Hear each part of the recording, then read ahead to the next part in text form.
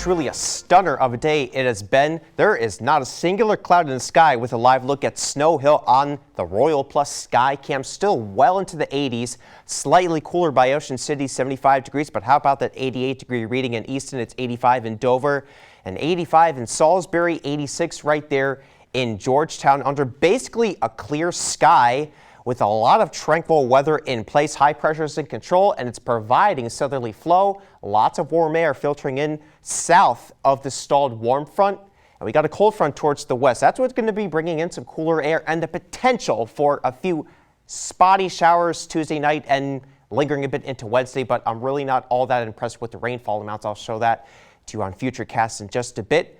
So looking north of the warm front, we got 50s on the board over there in the green, the dark greens right there. It's very chilly, but then south of that front, 80s across the board. And then we got 60s and 70s towards the west of that cold front. We'll be dropping down into the 70s for daytime highs later this week. But tomorrow is another day well into the 80s, feeling like summer once again.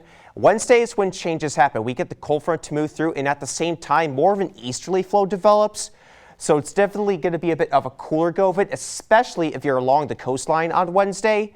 And then that will set the stage for more cooler weather to move into the picture by the time we get to Thursday, especially along the coastline, where I do think there's the potential for coastal locations to be stuck in the 60s all day on Thursday. So kind of changes on the way. But tomorrow, a lot of sunshine, temperatures well into the 80s once again. Some high thin cirrus clouds will be moving in closer to dinner time, but it's still going to be a dry day. There's the cold front that I mentioned, and look what happens. The showers and the storms kind of fizzle out because we lose a lot of that daytime heating. So it kind of gets here a little bit too late to tap into some of that instability. A few showers and a couple of rogue thunderstorms could pop up tomorrow afternoon with some scattered cloud cover, but really, it's really not looking like all that bad of a day. We may get a few more clouds to come into the picture by Thursday. By the time we get that more easterly flow to develop some more of a marine influence, and we certainly will be a bit cooler. I think daytime highs will be in the lower to mid 70s for inland locations by that day. But tonight it's going to be very comfortable, very mild, 59 to 64 degrees with a bit of a southerly breeze.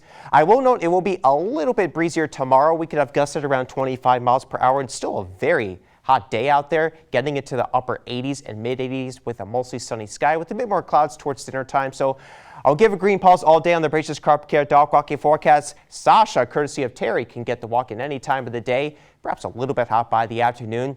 We do note on the marine forecast there is a small craft advisory for the Chesapeake Bay just because it will be a little bit on the breezy side, so something to keep in mind if you're going out on the waters on the boat. So we got that shower chance for Wednesday once again, though not a washout by any stretch of the imagination. It's slightly cooler. Notice how it's quite a bit cooler by Thursday. We'll be down into the lower 70s.